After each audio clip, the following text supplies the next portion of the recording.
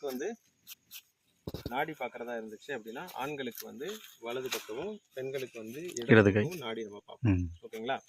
இப்போ நாடி பார்க்கும் போது நம்ம என்னன்னா நமக்கு வந்து ஒரு வர்மம் இருக்கு.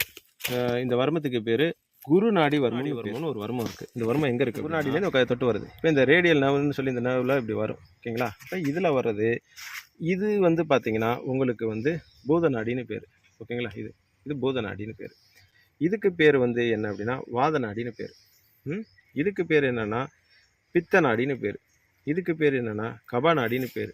இதுக்கு பேர் வந்து என்னன்னா ஆத்ம நாடின்னு பேர். இது எல்லாத்தையும் பிடிச்சிங்கன்னா இதுக்கு பேர் குரு நாடின்னு பேர்.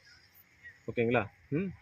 ஸோ அப்போ இந்த மாதிரி நாடிகள் வந்து இப்படி இருக்குது. ஓகேங்களா? இப்போ இதில் பிடிச்சிக்கிட்டு உங்களுக்கு வாதத்தை பார்க்கணும் அப்படின்னா இப்போ இந்த கை இருக்குது பார்த்தீங்களா, இதுலேருந்து ஒரு அங்குலம், அதாவது ஒரு ஃபிங்கர் பற்றி கீழே விட்டுட்டு நீங்கள் என்ன பண்ணுங்க, இந்த கயிறு போட்டுருக்காருல ஐயா, இங்கேருந்து இப்படின்னு வச்சுக்கணும் பக்கத்தில்.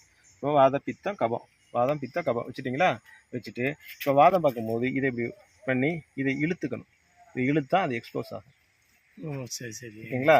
இதை பார்க்கும்போது இதை இழுத்தா அது எக்ஸ்போஸ் ஆகும். இதை பார்க்கும்போது இதை இழுத்தா அது எக்ஸ்போஸ் ஆகும். அப்போ தான் உங்களுக்கு துடிப்பு தெரியும். அது யாரும் சொல்ல மாட்டாங்க. அப்புறம் மொத்தமாக வச்சு இது எப்படி இருக்குது, குருநாடியோட இது எப்படி இருக்குது, இது எப்படி இருக்குது அப்படின்னு சொல்லி பார்க்கணும். ஓகேங்களா?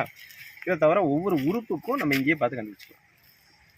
ஓகே, இது ஒரு டீட்டெயில் சப்ஜெக்ட். இப்போ நம்ம உங்களுக்கு ஹை லெவலில் சொல்லுங்கள். ஓகேங்களா? இப்போ இப்படி தான் இருக்குது.